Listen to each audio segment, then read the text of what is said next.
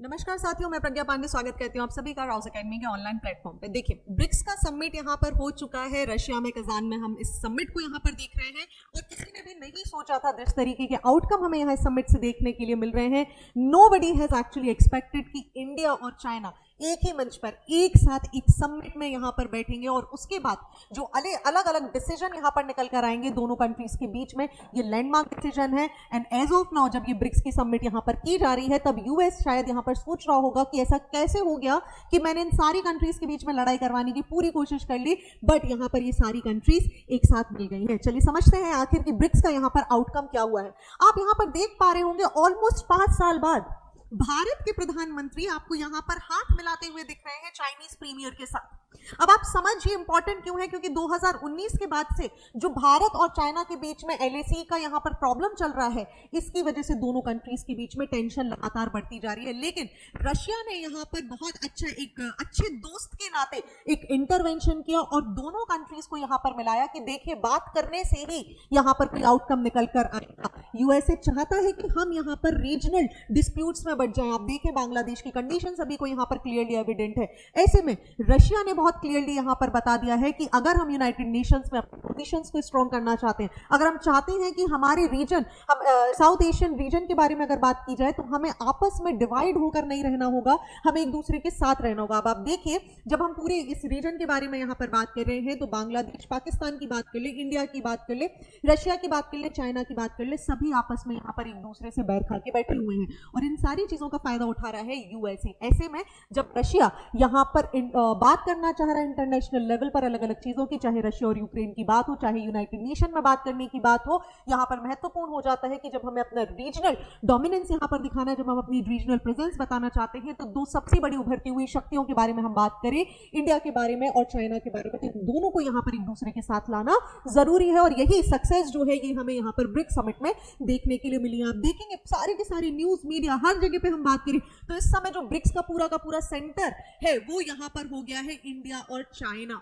आपको पता है जब ब्रिक्स की यहां पर मीटिंग हो रही थी, तो यहां पर जब ट्रांसलेशन किया जाता है, तो रशियन जो हमारे व्लादिमीर पुतिन है, इन्होंने बोला कि भाई भारत देखिए, आपको तो ट्रांसलेशन की जरूरत भी नहीं है और आपको पता है मैं आपका बहुत अच्छा दोस्त हूं, और इसी के साथ everyone started laughing.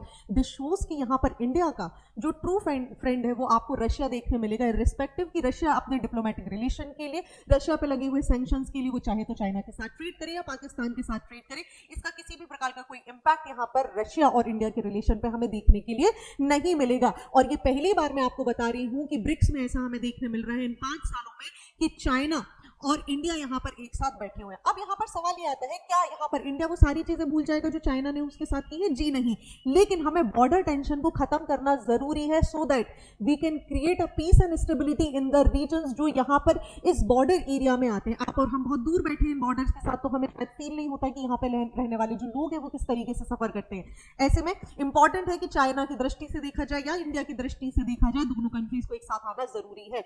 And along side that China कभी नहीं चाहेगा कि वर्ल्ड की जो उभरती हुई यहाँ पर ताकत है India, the 3rd largest economy of the world, उसके साथ चाइना भी नहीं चाहता कि किसी तरीके से यहाँ पर दुश्मनी की जाए। Hopefully we are hoping for the best कि भाई एलएसी का ये जो मुद्दा है यहाँ पर खत्म हो। हालांकि जो पाकिस्तान का मुद्दा है ये थोड़ा अलग है। आप सोच रहे होंगे कि पाकिस्तान के साथ इंडिया ऐसा क्यों नहीं करता, तो देखिए वो चाहते ही नहीं है कभी कोई सॉल्यूशन यहाँ पर किया जाए, because they are not willing to talk about the terrorism, right. तो इंडिया यहाँ पर बोल रहा है कि हम यहाँ पर डिप्लोमेसी करना चाह रहे हैं। आप देखिए भारत के प्राइम मिनिस्टर का ये स्टेटमेंट है जो कितना महत्वपूर्ण बन जाता है कि हम डायलॉग और डिप्लोमेसी की बात करना चाहते हैं, हम वॉर को बिल्कुल भी सपोर्ट नहीं करते हैं। हम चाहते हैं कि हम दोनों कंट्रीज यहाँ पर मिले, हम दोनों कंट्रीज जो यहाँ पर कजान में मिले हैं, हम दोनों एक दूसरे के साथ मिलकर ये जो पेट्रोलिंग का मुद्दा है इसको खत्म करना चाहते हैं permanently, and that we will do.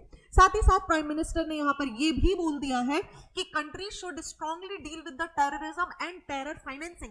इन्होंने बोला देखिए, आप गुड टेरर और बैड टेरर की बात मत करिए, आपके लिए जिस चीज से फायदा है आप उसे गुड टेरर बोल देते हैं, आपके लिए जिस चीज से नुकसान है आप उससे बैड टेरर बोलते हैं। ऐसा नहीं है। टेररिज्म होता है चाहे उसे किसी भी प्रकार से किया जाए, एक इंटरनेशनल एक स्ट्रॉन्ग लॉ यहाँ पर होना चाहिए जहां पर टेररिज्म के खिलाफ हम सभी को एक साथ उठना होगा।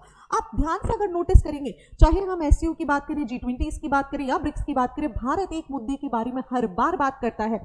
रिसेंटली आपने सुना होगा एस जयशंकर साहब ने भी इस बारे में बोला था कि टेररिज्म के खिलाफ जब तक टेररिज्म तब तक ही इंडिया यहाँ पर बात करेगा, अगर आप टेररिज्म को सपोर्ट करेंगे तो इंडिया इसमें भागीदार नहीं बनेगा। अब आप समझिए ब्रिक्स की मीटिंग इसीलिए भी इंपॉर्टेंट है क्योंकि हमारे देश के 3 सबसे शक्तिशाली लोग, the prime minister itself, the foreign minister, foreign affairs minister mister S Jaishankar साहब और अजीत डोभाल जी यहाँ पर मौजूद हैं। ऐसे में ये तीनों मिलकर जो देश है, जो इस समय भारत की कंडीशन है उसको पलटने का पूरा जो दारोमदार है ये इन तीनों के ही हाथ में है। और इसी को ध्यान में रखते हुए आप देखेंगे तो प्राइम मिनिस्टर मोदी ने यहाँ पर बोल दिया है कि आपको टेरर और टेरर फाइनेंसिंग को यहाँ पर रोकना होगा, हम सभी को एक साथ यहाँ पर आना होगा, कोऑपरेटिवली यहाँ पर काम करना होगा और यहाँ पर किसी भी तरीके की डबल स्टैंडर्ड की जरूरत नहीं है। अब आप ध्यान देंगे यही सेम लाइन जो है ना डबल स्टैंडर्ड वाली, यही सेम लाइन जयशंकर जी ने भी कुछ टाइम पहले बोली थी पाकिस्तान के लिए। यही सेम लाइन इंडिया यहाँ पर यूज कर रहा है कि देखिए चाइना यहाँ पर क्या करता है, हमारे साथ दोस्ती भी खेल रहा है और जब टेररिज्म की बात आती है तो अपना वीटो पावर का इस्तेमाल कर देते हैं पाकिस्तान के अगेंस्ट। तो देखिए डबल स्टैंडर्ड भी मत कीजिए। ऐसे में इंपॉर्टेंट क्या है कि डबल स्टैंडर्ड बताने की जरूरत नहीं है क्योंकि ये मुद्दा बहुत सीरियस है और आज नहीं तो कल आपके और हमारे लिए सभी के लिए मुश्किलात पैदा कर सकता है। We should take active step to prevent radicalization. जो हमारी यूथ है, ठीक है, अब ये समझिए इतने प्यारे तरीके से इस स्पीच को लिखा गया है ना कि इट इज टारगेटिंग जिसको टारगेट होना चाहिए और यहाँ पर किसी का नाम भी नहीं लिया जा रहा। जिस तरीके से हमारे यूथों को भड़काया जा रहा है, आप देख लीजिए, आप चाहे पाकिस्तान की सिचुएशन देख लीजिए, भारत की सिचुएशन देख लीजिए, किसी भी कंट्री के यूथ के अंदर बहुत ज्यादा रेडिकलाइजेशन यहाँ पर हो चुका है। हमें इसे खत्म करने की जरूरत है।